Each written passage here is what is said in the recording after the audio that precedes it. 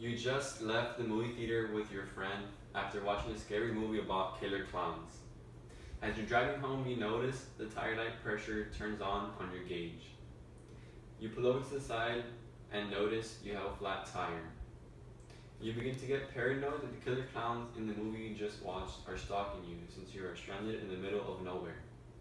With you, you have a jack, a spare tire, and a crossbar. Do you know how to change a tire so you can get out of there ASAP? Getting a flat tire can happen to anyone, and it is always good to be prepared and know how to change a tire. I was once put into a tough situation where I had to learn how to change a tire, and I had no idea how, and I had to YouTube it to learn how. It was 3 in the morning, and I had absolutely no help.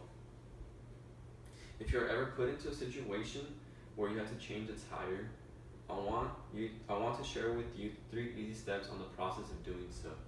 The 3 easy steps include getting the spare tire, properly jacking up the vehicle, and putting on the spare. First, let's talk about getting the spare tire. Step 1 is finding the spare tire in your car and removing it by unlatching it. After you remove the spare tire, you will notice there will be a jack near it. You will also want to grab it because you will also need it. Most cars tend to have the spare tire located inside the trunk.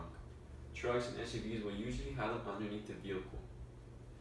It is always good to inspect the spare tire to make sure that it is in good condition for you to use, for your own safety of course. Now that we've talked about getting the spare tire, let's move on to properly jacking up the car. You will want to jack up the car to a good height where it is easy for you to unbolt and remove the tire that will be changed. The crossbar is good in this situation because it is helpful when loosening up bolts. It has 4 different sides to it, and each side has a different rim size for you to use, and it allows for a better grip than using the single-handed bars that come with the standard jacks in the cars.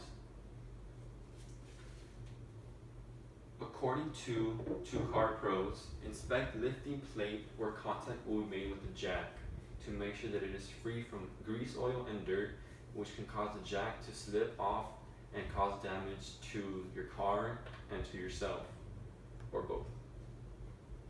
Now that we've talked about getting the spare tire and properly jacking up the car, now let's move on to putting on the spare. Finally, it is time to put on the spare tire. We will use the crossbar once again to secure the bolts on the spare tire in a crisscross pattern. Once you tighten up the bolts, you will lower the car with the jack. Once again, you will use the crossbar once again to tighten up the bolts one more time just to make sure they are nice and secure just for your own safety. According to Popular Mechanics, do not exceed the speed label on the sidewall, usually 50 miles an hour, and drive carefully. Since the spare tire does not have the same characteristics as a normal tire, you will want to drive carefully and avoid high speeds. In conclusion, changing a tire should be something you know how to do, or now know how to do, excuse me. I hope the steps I gave you on how to change a tire will benefit you. The steps include getting the spare tire, properly jacking up the car, and putting on the spare. Remember, having to change a tire can happen to anyone, and it can happen anywhere at any time.